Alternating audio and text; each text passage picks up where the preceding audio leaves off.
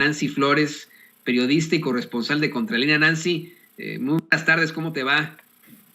Hola, Toño, buenas tardes, gracias por la invitación. ¿Cómo están ustedes? Muy bien, te ofrecemos una disculpa por haberte dejado en línea durante mucho tiempo. Estamos tratando un tema que es verdaderamente importante para los mexicanos. En estos momentos todavía la Suprema Corte de Justicia de la Nación decide si declara constitucional o no, determina que es constitucional o no la ley de la industria eléctrica. Y bueno, pues en eso nos llevamos un análisis muy largo, pero creo que muy objetivo y muy importante. No menos importante lo que tú nos estás planteando. Hace rato, y de hecho vamos a irnos a estos dos temas de manera pues breve, claro, para no quitarte más tu tiempo, querida Nancy, pero hace rato yo te planteaba como mensaje de WhatsApp esto que el presidente López Obrador dio a conocer en la conferencia de prensa mañanera, que va muy ligado a las investigaciones que ustedes han hecho verdaderamente importantes ahí en Contralínea. El presidente López Obrador habla de un departamento que compró Carlos Loret de Mola en 2019, un departamento por el que pagó al Chas Chas, así, en una exhibición, 24 millones de pesos. Ya al hacer nuestras propias indagatorias al respecto, pues nos dimos cuenta que el departamento es vamos, una propiedad en México, puesto que el notario que llevó a cabo este trámite, pues es uno de la era salinista. Pero queríamos conocer tu opinión antes de que vayamos al tema tan importante de Ayotzinapa. Queremos saber tu opinión sobre las declaraciones del presidente López Obrador ante ese departamento de 24 millones de pesos, lo mismo que 48 casas, 48 departamentos de Infonavit, es decir, toda una unidad habitacional para Carlos Loret de Mola. Me parece que el presidente ha vuelto a subir el tono en esta pues ríspida contienda que tiene con el comunicador Carlos Loret de Mola, al presentar no solamente este dato, sino también otro dato que tiene que ver con esta propiedad en Valle de Bravo, ¿no? Incluso presentó algunos de esta propiedad, indicó que no eran 8 hectáreas como lo había anunciado el día de ayer, sino 3.5 hectáreas. De cualquier manera es una propiedad muy grande y aquí el tema es pues hasta dónde va a llegar esta confrontación entre ambos personajes. Ambos personajes son públicos, muy relevantes en el sentido de que pues también Carlos Loret de Mola tiene muchísima tribuna. Y pues me parece que el presidente vuelve a subir el tono en esta confrontación y veremos. Yo creo que este tema no se va a agotar en esta semana, sino que va a continuar para la próxima. Y pues sí, o sea, aquí mismo habíamos hablado, Toño, de cómo no existe los periodistas ricos. O sea, de hecho, los teóricos del periodismo, los grandes periodistas a nivel mundial nos indican que pues la riqueza no es una de las características de los periodistas, de los reporteros, porque esto significa casi siempre que existe pues corrupción, ¿no? Y en ese sentido, pues cuando los periodistas, los comunicadores, los opinadores o los dueños de medios, los directivos se enriquecen a costa de pues el trabajo periodístico, lo que implica es que muy probablemente estén difundiendo pues cosas que no tienen que ver con la realidad o incluso campañas abiertas de noticias falsas donde la verdad, digamos que el insumo principal de los periodistas pues se convierte en una mercancía, la información la vuelven una mercancía sujeta a las reglas del mercado y eso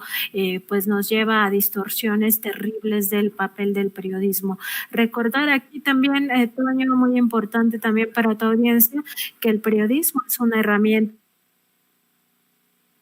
para ejercer un derecho a la información que no es patrimonial de nadie, que es de todos los seres humanos tenemos derecho a eso, porque además se le conoce como derecho llave y eso significa que con este derecho podemos acceder a otros, ¿no? Cuando tenemos información podemos exigir nuestra, pues algún otro derecho, como por ejemplo el derecho a la salud, el derecho a la educación, el derecho a un ambiente sano, en fin, a cualquier derecho con información tienes acceso a eso, pero además es una herramienta democrática. La información te permite tomar decisiones en materia de democracia, de participación ciudadana, y por eso es tan importante no se convierta en una mercancía la información, porque al estar sujeta a las reglas del mercado, pues significa que cualquiera puede modificar esa información, manipularla y al final hacer campañas, pues, como lo que ya hemos visto a lo largo de todo este tiempo, campañas que no tienen sustento real, pero pues que están ahí en la mayoría de medios de comunicación corporativos y que pues nos reflejan una realidad que no es la realidad real. Ahora sí que ya entramos en un terreno hasta filosófico. Sí, exactamente lo que platicábamos desde la vez pasada, que es situaciones en todo caso filosóficas, pero que tienen que transmutarse a el silogismo de el periodista no puede estar cercano al poder, el periodista tiene que estar cercano al pueblo, y no hay periodistas ricos, eso es pues casi imposible. Me imagino que algunos periodistas acá en Estados Unidos, al participar como comentaristas de televisión, podrán ganar mucha lana, pero de ahí en fuera es muy cuestionable tener departamentos hasta de 24 millones de pesos, esa es otra cosa. Y Nancy, le voy a pedir a don David que nos grabe.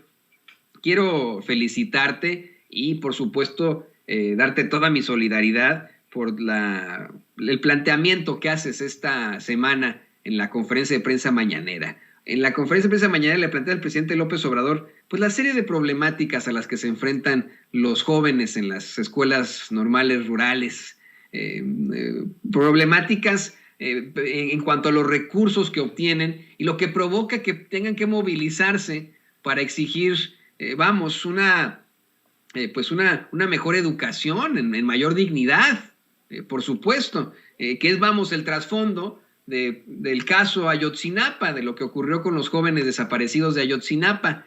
Nos estamos dando cuenta, y es algo que están llevando ustedes ahí en Contralínea, que este grupo interdisciplinario de expertos independientes del caso Ayotzinapa consiguió acceder a 57 reportes de espionaje del CISEN y de Sedena a normalistas rurales. Y esto me parece a mí deleznable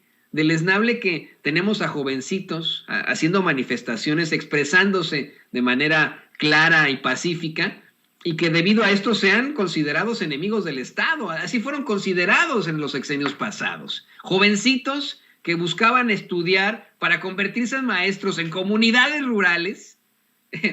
fueron considerados enemigos del Estado. ¿Qué nos puedes decir sobre esto, querida Nancy?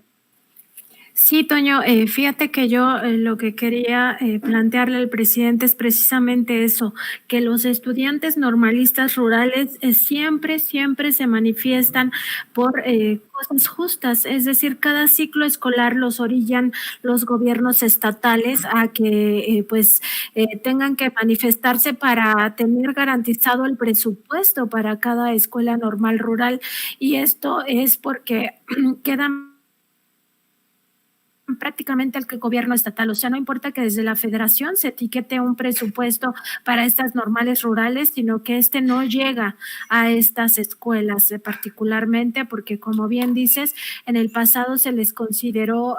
hasta semillero de guerrilleros, con una estigmatización terrible de estos estudiantes a los que siempre se les califica como revoltosos, cuando en realidad estaban siendo orillados cada año a movilizarse porque no les llegaba el presupuesto, no querían sacar las convocatorias para que existiera una nueva generación, ¿no? Entonces tenían que exigir que se respetara la matrícula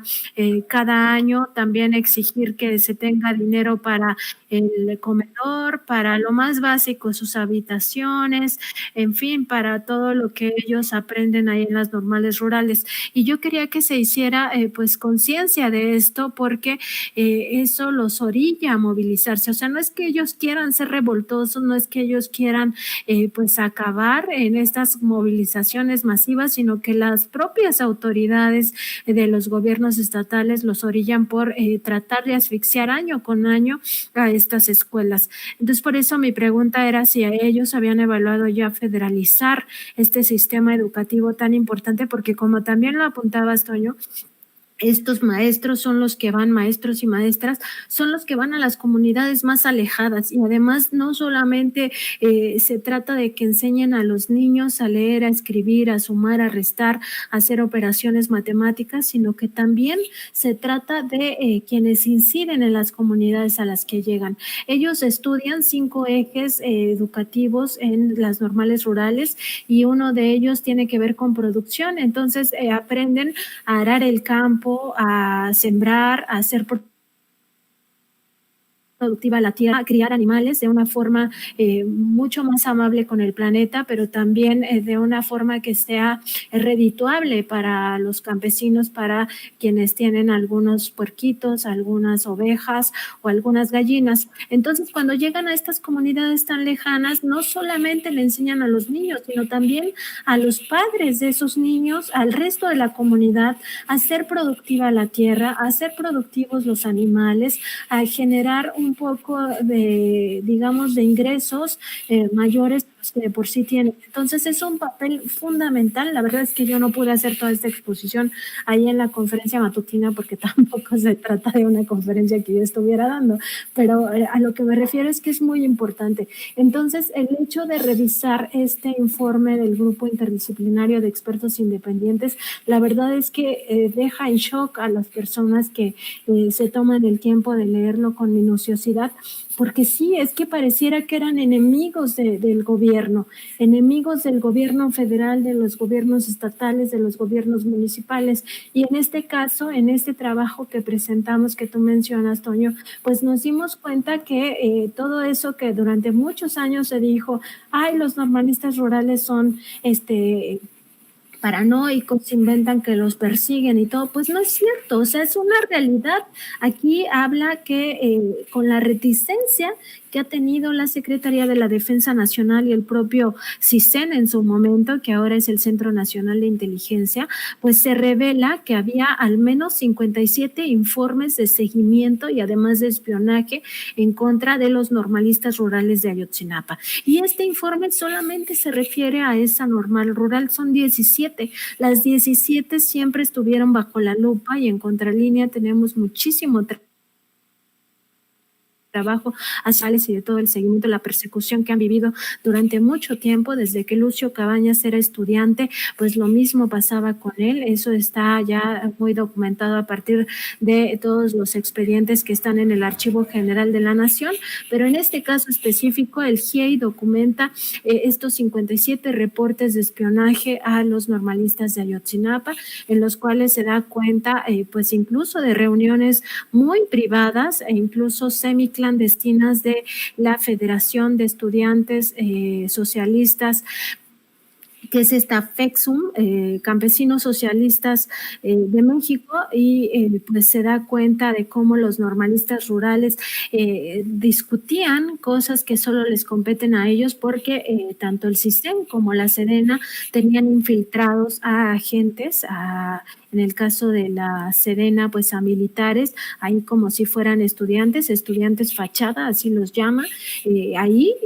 pues en la mera, digamos, en el mero corazón de los normalistas rurales, para estar espiando y reportando cada acto, cada cosa que pues los normalistas hacían. Y en este caso se trata pues precisamente de este seguimiento tan amplio que hicieron, incluso con espionaje telefónico y de comunicaciones.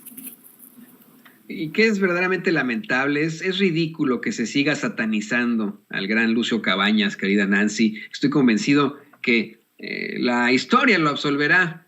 si no lo ha absuelto ya en estos momentos al gran maestro rural Lucio Cabañas, y que en algún momento será recordado más que como un enemigo del Estado que fue asesinado como si se tratara de un animal en cacería, pues como un verdadero héroe y un verdadero luchador por la justicia y por los derechos civiles de los mexicanos. Querida Nancy, por favor compártenos tus redes sociales para que la gente te busque, te lea ahí en Contralínea, después de estas muy importantes y muy interesantes, pero sobre todo propositivas y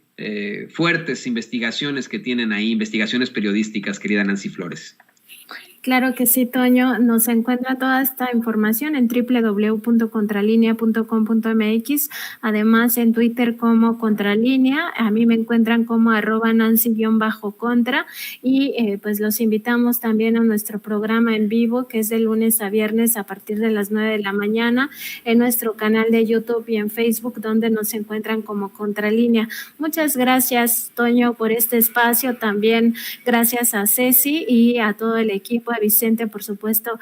un saludo muy especial y también a tu audiencia. Muchas gracias. Gracias a ti, la intachable corresponsal de Contralínea, maestra de periodismo, Nancy Flores. Muchas gracias por participar con nosotros aquí en Sin Censura. Y grábenos, don David.